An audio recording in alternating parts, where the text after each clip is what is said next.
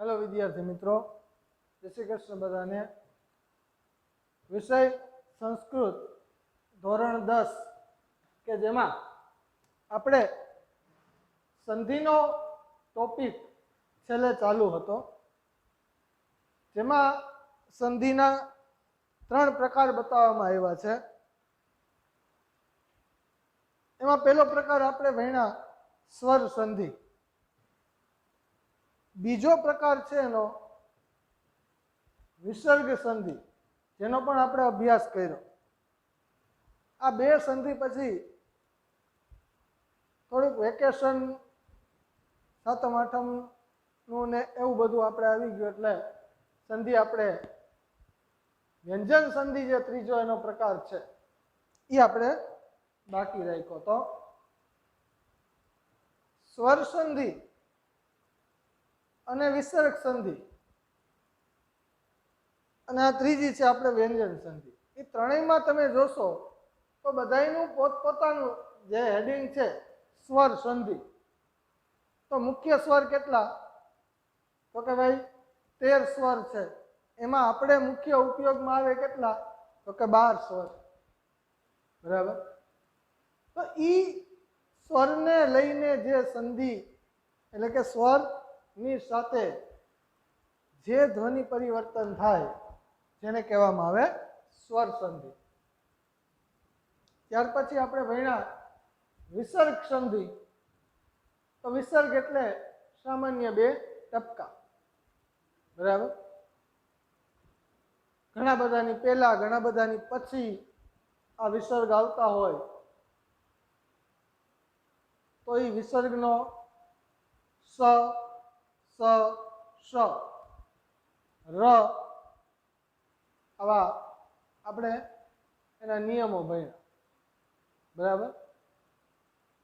કે ઓ પણ થાય, કોઈ જગ્યાએ વિસર્ગનો લોપ પણ થાય, કોઈ જગ્યાએ એનો સ થાય, કોઈ જગ્યાએ ર નો રેપ. બરાબર. તો આ રીતે આપણે એના વિસર્ગ સંધિના નિયમ ભણ્યા. હવે આવે છે વ્યંજન સંધિ. કોઈક વાર આપણને પૂછાય જાય. બરાબર. પૂછાય જ એવું નથી, ન પૂછાય એવું પણ નથી, પણ સંધિ આપણા કોર્સમાં છે. અત્યાર સુધી લગભગ ક્યાંય પૂછાણી જ નથી, છતાં પણ આપણા કોર્સમાં છે. એમાં આપણે વ્યંજન સંધિ આવે છે એટલે આપણે ભણવી પડે. બરાબર. તો વ્યંજન સંધિ લેક્ચર નંબર 11 થી આપણે શરૂ કરીએ છીએ. વ્યંજનમાં કુલ કેટલા વ્યંજન? તો કે 33 વ્યંજનો. બરાબર. એ 33 જે વ્યંજનો છે એ એક વ્યંજનનું બીજા વ્યંજન સાથે, બીજા વ્યંજનનું એના પછીના વ્યંજન સાથે, એમ એના વર્ગ છે કુલ. તમે આપણે કોષ્ટક ભણેલા છીએ, અનુનાસિક, અનુસ્વાર, અનુનાસિક એવો જે આપણો ટોપિક છે. એમાં જે છેલ્લો ક, ખ, ગ, ઘ, ગ, ક વર્ગ કહેવાય, ચ, છ, જ, જ, ય ચ વર્ગ કહેવાય, ઠ, ઠ, ડ, ઢ, ણ ટ વર્ગ કહેવાય, ત, થ, દ, ધ, ન ત વર્ગ કહેવાય, અને પ, ફ, બ, ભ, મ એને કહેવાય પ વર્ગ. બરાબર. તો અને આ જે 25 વ્યંજનો જે થયા એ કોષ્ટકના, એને કહેવામાં આવે છે સ્પર્શ વ્યંજન. બરાબર. એના અલગ અલગ સ્થાન છે. બરાબર. દંત્ય, ઓષ્ઠ્ય, તાલવ્ય, મૂર્ધન્ય અને કંઠ્ય, આવા પાંચેયના અલગ અલગ સ્થાન છે. એમ પછીના જે યર, લવ, હ, શ, શ, એ બધા જે વૈધા, એને અંતસ્થ અને બાહ્ય ને એવા અલગ અલગ પ્રકાર કહેવામાં આવે છે. તો એ દ્વારા પણ આપણે અહીંયા વ્યંજન સંધિમાં મુખ્ય કયા વ્યંજનને કોની સાથે કઈ રીતે લેવો એ પણ આમાં શીખવાનું છે. જેના માટે તમને જો આ રીતે કોષ્ટક કરીને વર્ગ પણ આપેલા છે કે આ પહેલો નિયમ છે ઉપરનો, એમાં આ 2 વર્ગના વ્યંજનો લાગુ પડે છે. એની સાથે એક સ વાળું પણ મૂક્યું છે. બરાબર. કે ઉપરનો સ હોય તો નીચેનો સ થાય. સમજાય છે? તો આ રીતે આપણે લેવાનું છે બરાબર. હવે આપણે આગળ વ્યંજન સંધિની સૌપ્રથમ વ્યાખ્યા છે કે જે વ્યાખ્યામાં આપણને બતાવવામાં આવ્યું કે છે કે એક વ્યંજનની સાથે કોઈ પણ હોય, એક વ્યંજનની સાથે બીજો વ્યંજન જોડાય, કોઈ પણ બીજો વ્યંજન જોડાય અને તેની વચ્ચે એક પણ સ્વર ન આવેલ હોય, કોઈ સ્વરની આમાં ક્યાંય જરૂર જ નથી, સ્વર સંધિ છે તો એમાં વ્યંજનની જરૂર નથી બરાબર. એમ વ્યંજન સંધિમાં કોઈ સ્વરની જરૂર નથી, માત્ર વ્યંજન ને વ્યંજન સાથે જોડવામાં આવે એને વ્યંજન સંધિ કહેવાય બરાબર. તો એટલા માટે એવું કહે છે કે એક વ્યંજનની સાથે બીજો વ્યંજન જોડાય અને તેની વચ્ચે એક પણ સ્વર ન આવેલો હોય, કોઈ સ્વર આવેલો ન હોવો જોઈએ તો જ આ નિયમ લાગુ પડશે, અન્યથા આ નિયમ લાગુ પડી શકતો નથી. અને ત્યારે જે ધ્વનિ પરિવર્તન થાય તેને વ્યંજન સંધિ કહેવામાં આવે છે. એક વ્યંજન પ્લસ પહેલા, બીજો વ્યંજન પ્લસ પછી, અને એ બે વચ્ચે જે ધ્વનિનું પરિવર્તન થાય, શબ્દ ફેર થાય એને સંધિ કહેવાય બરાબર. તો એક પણ સ્વર આવેલ ન હોય અને ત્યારે જે ધ્વનિ પરિવર્તન થાય તેને વ્યંજન સંધિ કહેવામાં આવે છે. હવે એના પછી આપણે એનો નિયમ લીધેલો છે બરાબર. આ થઈ એની સિમ્પલ વ્યાખ્યા કે વ્યંજન સંધિની વ્યાખ્યા શું, તો એ થઈ એની વ્યાખ્યા બરાબર. હવે આપણે આ ત વર્ગ જે લખેલો છે એ નિયમ એનો છે એનો બરાબર, કે ત વર્ગના વ્યંજનની કે સની પહેલા કે પછી, એટલે હવે આટલી વસ્તુ પહેલા સમજી લ્યો કે ત વર્ગ કોને કહેવાય, તો કે ત થ દ ધ ન એને કહેવાય ત વર્ગ. ત થ દ ધ અને ન આ થઈ ગયો એક ત વર્ગ. એની સાથે કયો સ લીધો, તો કે આ સસલાનો, જેને આપણા સંસ્કૃત વ્યાકરણની ભાષામાં કહેવાય એને દંત્ય સ બરાબર. એમાં પણ એના પ્રકાર છે. મીંડાવાળો સ જેને આપણે સ કહીએ બરાબર, મીંડાવાળો એને કહેવાય આપણે તાલવ્ય સ. પછી બીજો સ છે ષટકોણનો સ, તો એ ષટકોણના સ ને આપણે કહેશું મૂર્ધન્ય સ. અને જે છેલ્લો વૈધો સસલાનો એને કહેવામાં આવશે દંત્ય સ બરાબર. તો એટલે કહે છે કે ત વર્ગના વ્યંજન, હવે ત વર્ગમાં પાછા 5 આવે, આપણે જે આગળ હું કીધું તમને કે ત થ દ ધ અને ન એ 5. હવે એનો મુખ્ય વર્ગ કયો, એટલે એમાં પહેલો વર્ગ વ્યંજન કયો આવે છે, તો કે ત આવે છે, એટલે એ આખો ત વર્ગ થયો બરાબર. ત થ દ ધ ન, તો એ ત વર્ગના વ્યંજનો કહેવાય. સમજાણું? તો ત વર્ગના વ્યંજનની કે સાથે જોડવાનો છે આ દંત્ય સ ની પહેલા કે પછી. હવે આમાં જે 5 ને 1 6, તથ દધ ને 5 અને દંત્ય સ 6, ઈ કોઈ પણ 6 વ્યંજન હોય અને એની પહેલા કે પછી ચ વર્ગનો કોઈ પણ વ્યંજન કે મીંડાવાળો સ, એટલે કયો કહેવાશે આપણી ભાષામાં, ઓકે તાલવ્ય સ બરાબર.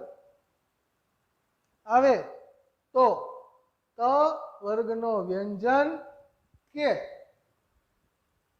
સ ના સ્થાને ચ વર્ગનો વ્યંજન કે સ મૂકવામાં આવે છે. નિયમ ખાસ સમજો. વ્યંજન સંધિમાં સંધિ આખામાં જ ઓકે બરાબર. આમાં થોડુંક અટપટું છે.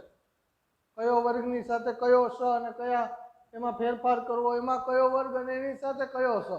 એટલા માટે જો તમને સરળતા પડે એટલા માટે અહીંયા આપણે એ વર્ગની ચોખવટ કરી. એટલે નોટબુકમાં તમે લખો તો આ રીતે અહીંયા બાજુમાં કોષ્ટક કરી નાખવાનું અને પછી નીચે ઉદાહરણ અથવા આ રીતે બાજુમાં ઉદાહરણ લખવાનું. એટલે આપણને ખ્યાલ આવે કે આ જે વાત કરી છે ઉપર બે લીટીમાં એ ટૂંકમાં આ છે. સમજાણું? તો એ રીતે ત વર્ગના વ્યંજનની કે સ ની પહેલા કે પછી ચ વર્ગનો કોઈ પણ વ્યંજન કે સ આવે તો ત વર્ગનો વ્યંજન કે સ ના સ્થાને ચ વર્ગનો વ્યંજન કે સ મૂકવામાં આવે છે. એટલે કે શું સમજ્યા આપણે? તો કે ત વર્ગ આખો જે છે 5 અને એની સાથે સ કયો લેવાનો? તો લેવાનો દંત્ય સ. હવે એની હારે વર્ગ કયો લીધો છે? તો કે ચ વર્ગ લીધો. તો તથ દ ધન અહીંયા આપણે નીચે લખ્યા ત થ દ ધ ન. આ 5 છે એ ત વર્ગના વ્યંજન થયા. એની સાથે સ લીધો આપણે તો કે દંત્ય બરાબર. હવે એની સાથે નીચે ચ વર્ગ લખ્યો છે. ચ છ જ ઝ ય બરાબર. હવે ઈ સ જે લીધો મીંડાવાળો ઈ થયો તાલવ્ય સ.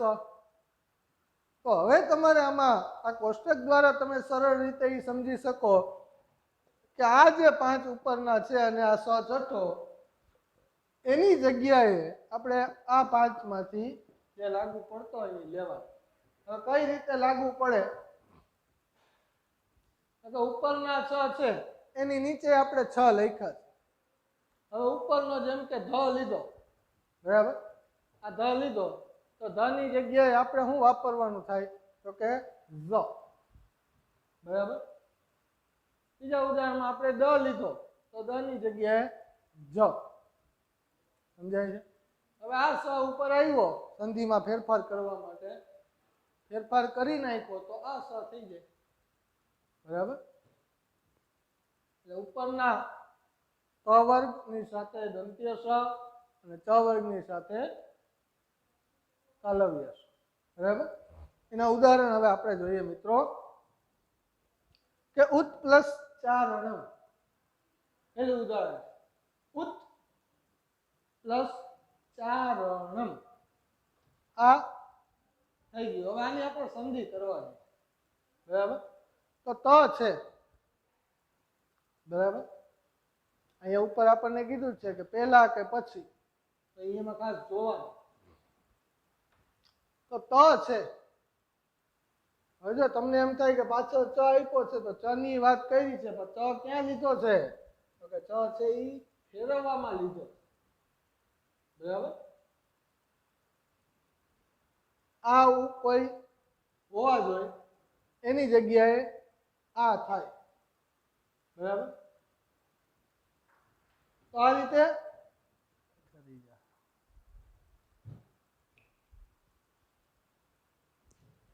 તો તથ દ ન ની સાથે સ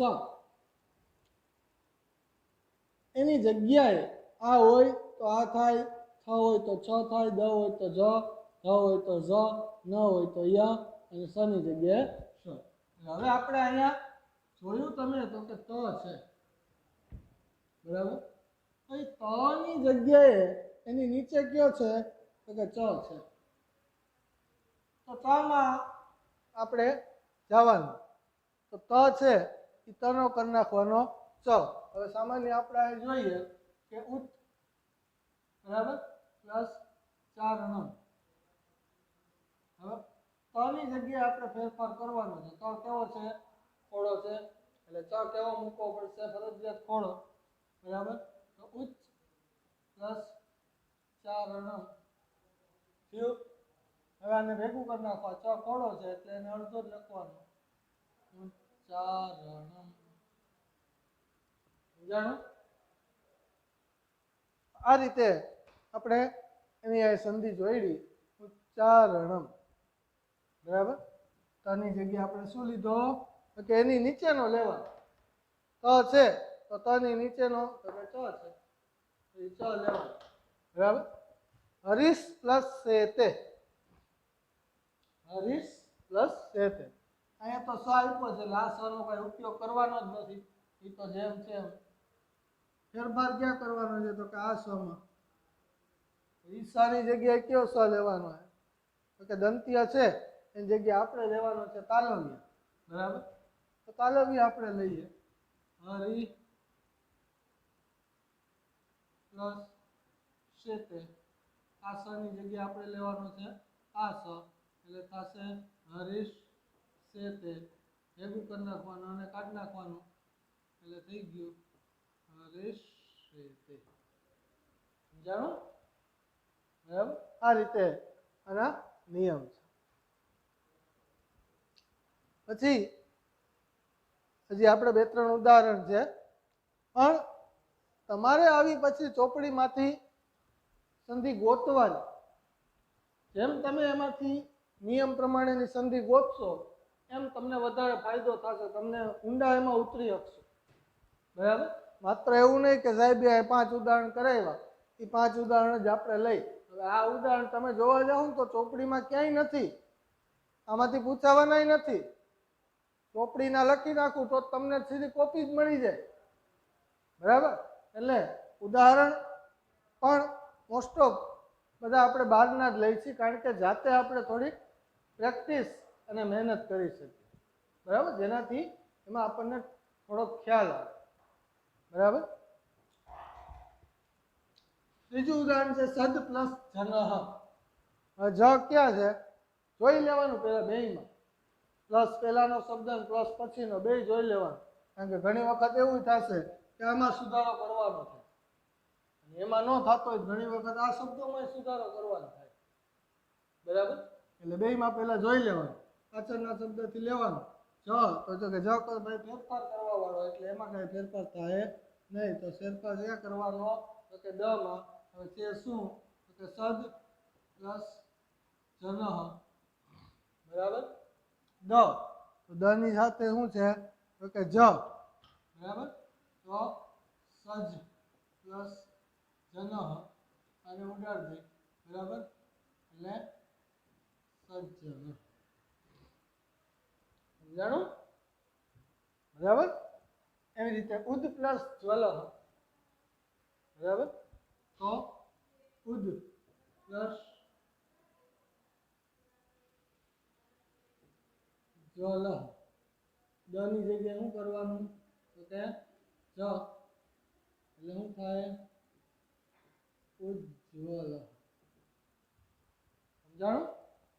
બહુ સિમ્પલ સરળ છે. થોડાક ઊંડા ઉતરો ને તો, અન્યથા નહીં.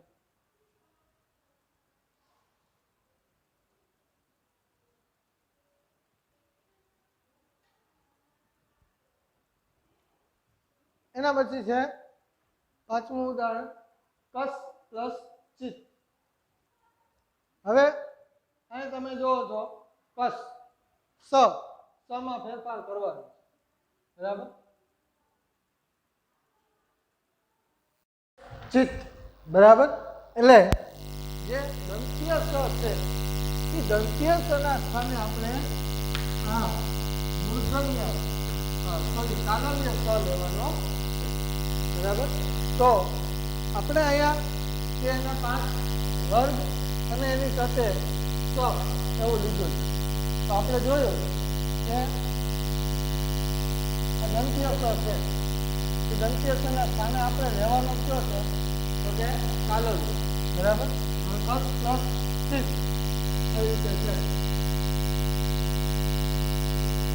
બરાબર? આમાં આપણે કાંઈ લાગુ પડતું નથી. એના બે શબ્દો લાગુ પડે છે. આ સ નો થઈ જશે સ એટલે શું થશે કસ પ્લસ ચિત. આવું બરાબર.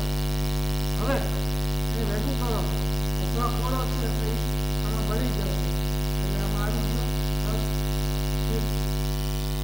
બરાબર. હવે આ તને આપણે જે સ્વ કહીએ બરાબર આ રીતે તમે કરો ને સ્વ અને ર એટલે સ્વ બને. તો હવે ઘણી બધી વખત આપણે જોયું હોય કે મોસ્ટ ઓફ આપણા પાઠ્ય પુસ્તકમાં બધે આ શબ્દ વાપરેલો બરાબર. તો એ જ સ છે. એટલે જો તમને ઉદાહરણમાં બંને વસ્તુ બતાવી ચિત્ત બરાબર. તો આ રીતે ખાસ તમારે આ સ નો શ્ર કે જે શ્ર વાળો સ છે આ વસ્તુ બરાબર. તો આ પહેલા નિયમમાં આપણે જોયું 5 ઉદાહરણ આપણે લીધા સમજાઈ ગયું. એ 5 ઉદાહરણ જેવા તમારે બીજા 4-5 ઉદાહરણ તમે જાતે ગોતશો તો નિયમમાં તમને થોડા ફેર પડશે કે કઈ રીતે આપણે એમાંથી શોધવું. સમજાય છે. તો જો તમે એમ થોડીક પ્રેક્ટિસ કરશો, થોડોક પાઠ્યપુસ્તકમાંથી ગોતવાનો પ્રયત્ન કરશો અથવા પાઠમાં જોતા જાઓ, ત્યાં ઘણા બધા શબ્દો આવતા જ હોય જોડાયેલા બરાબર, સંધિ યુક્ત, તો એને છોડવાની. પાઠમાં તો સંધિ જોડેલી જ આપી હશે તમે, પણ પાઠ પૂરો થાય પછી એવા અમુક જે આઈએમપી શબ્દો હોય એ તમને પાઠ પૂરો થાય પછીના વ્યાકરણમાં પાઠ્યપુસ્તકમાં આપેલા છે. તો એ શબ્દો દ્વારા આપણે પ્રેક્ટિસ કરી શકીએ બરાબર. તો આ વસ્તુ તમને સમજાઈ ગઈ હશે બરાબર. હજી એકવાર થોડુંક રિવાઇન્ડ કરી લઈએ. એક વ્યંજનની સાથે બીજો વ્યંજન જોડાય અને તેની સાથે એક પણ સ્વર ન આવે તો અને એમાં જે ધ્વનિ પરિવર્તન થાય તેને કહેવામાં આવે વ્યંજન સંધિ. આ સામાન્યની વ્યાખ્યા. પહેલો નિયમ ત વર્ગ તથ દધ ન વ્યંજનની કે દંત્ય સની પહેલા કે પછી, આ થયું પહેલા અને આ થયું પછી બરાબર. આમ જેમ છે જેમ કે ઉત પ્લસ ચારણમ, તો આ પૂર્વ પદ છે સમજાય, અને આ ઉત્તર પદ છે એટલે કે પૂર્વ પદમાં. તો પહેલા કે પછી કોઈ પણ જગ્યાએ ફેરફાર થઈ શકે. આગળ આપણે જોશું ઘણા શબ્દો એવા આવશે કે પછીના શબ્દમાં ફેરફાર થતો હોય. આગળના 2 શબ્દો એમને એમ રહે, આમાં ફેરફાર ઘણા એમાં એવું હોય કે આમાં ફેરફાર ન થાય, આમાં ફેરફાર બરાબર. તો ઈ સવર્ગ સવર્ગના વ્યંજનની કે સની પહેલા કે પછી બરાબર, પહેલા કે પછી કોઈ પણ જગ્યાએ સવર્ગ આવો જો ફરજિયાત કે સ આવે તો સ વર્ગના વ્યંજન કે સની અને સ વર્ગનો વ્યંજન કે સ મૂકવામાં આવે છે. એટલે આ જે 5 છે જેમાં ત, અ, ય, ર, ન એ સાથે લેવાનું છે બરાબર. એના સ્થાનમાં એટલે કે એની જગ્યાએ આ ધ્યાન રાખજો બરાબર. આ ચ, આ છ, જ, અને ય કે પછી બીજાવાળો એટલે આ એક જે ખામી છે એની આખી આ નિયમમાં રમાય બરાબર. એ રીતનું તમારે જોવાનું છે. એટલે આ વસ્તુ યાદ રાખી લેશો એટલે આખો નિયમ તમને યાદ રહી જાય. એટલે આ ઉદાહરણ તમારે પરફેક્ટ થઈ જાય, બધાને ખ્યાલ આવી ગયો છે. એટલે આ વસ્તુ આપણા માટે ખાસ મહત્વની છે. તમે જો તમારી વ્યાકરણ બુકમાં આ ક્રમશઃ લખવાનું શરૂ કરી દીધું હોય તો લખવામાં આ રીતે જ લખજો કે જેનાથી તમને પરફેક્ટ લખાય. અને સીધી આ વસ્તુ જ આપણે જોવાની, ભલેના નિયમ આપણે ન વાંચીએ બરાબર. તો આ વસ્તુ સમજાઈ જાય અને કોઈ પણ સામે ઉદાહરણ આવે એ ઉદાહરણ પૂર્ણ. બરાબર? તો આ રીતનો આપણે નિયમ 1 અહીંયા પૂરો કરીએ છીએ. અસ્તુ.